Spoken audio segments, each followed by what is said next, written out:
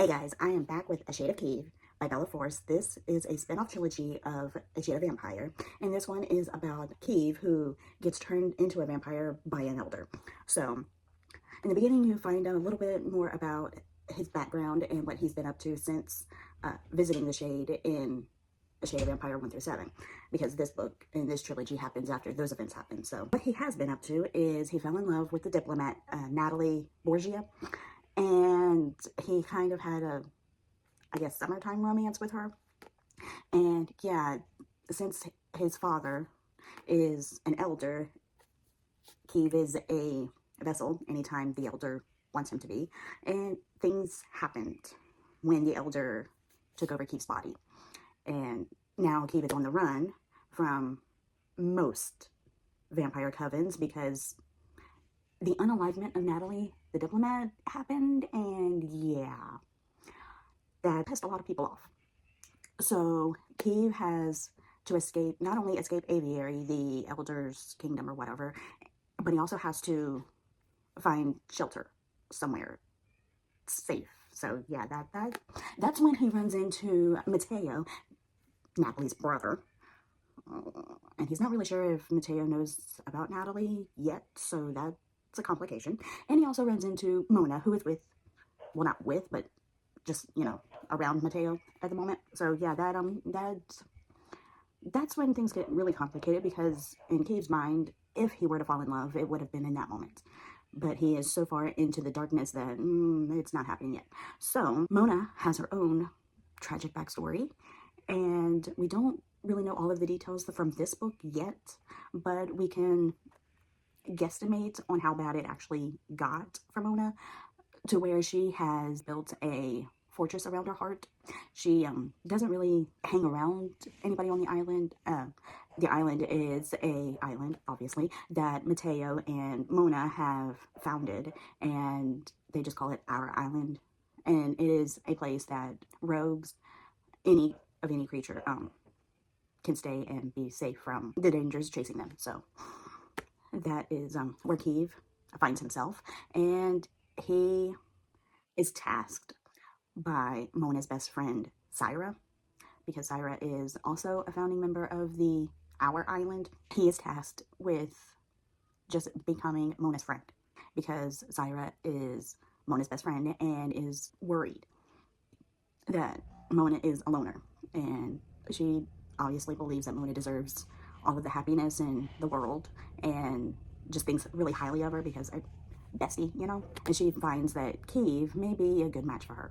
So he fights it a little bit, but he is also desperate to stay on the island, and Syra tells him that if he doesn't befriend Mona, then he will have to leave the island.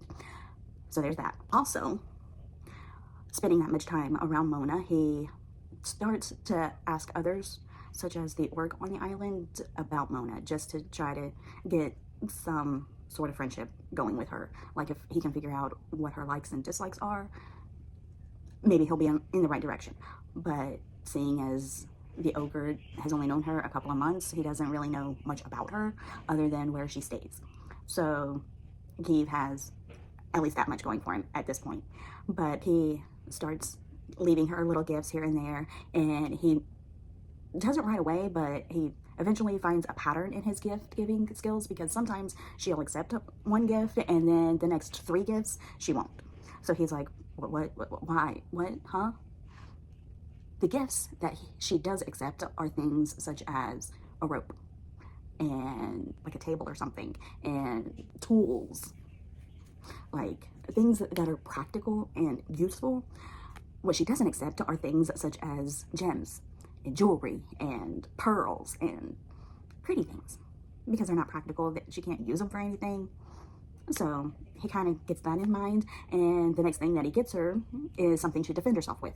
And that's when she realizes, if I keep accepting most of his gifts, he's going to get the wrong idea, because I'm not falling for him. It's not happening. I can't, not happening. So she throws the weapon away, and yeah, that crushes him just a little bit, because let me tell you, the ego on these vampires, you know.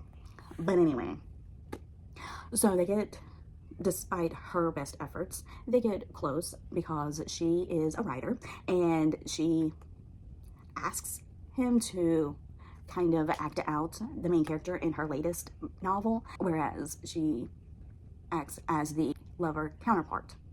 So yeah, that gets really interesting because that's when Mona chooses to just let herself go and dive into all the possibilities, which is giving Kiev mixed signals because he's like, okay, am I getting close to you or am I getting close to your character? Because like, you within the span of 5 minutes are two totally different people depending on if we are around literally anybody else or not.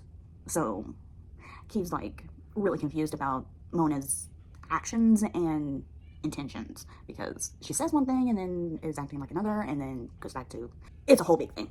But eventually she does find that she is in love with him and isn't really ready to admit it to anyone, especially herself yet, but you as the reader can figure it out. The problem is Mateo, the captain of the ship and one of the founders of the island, is, well, he knows from the very beginning of seeing Kiev right off the bat that Kiev did the thing to his sister.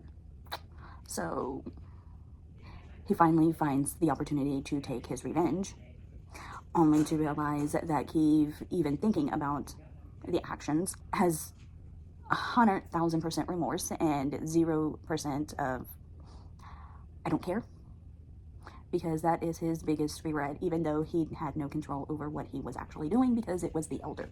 We have to save Kiev from a hawk to take him back to the aviary, where the elder can get his figurative claws into him again. So yeah, that happens, and that's when Mona realizes, you know what, I can't ignore my feelings.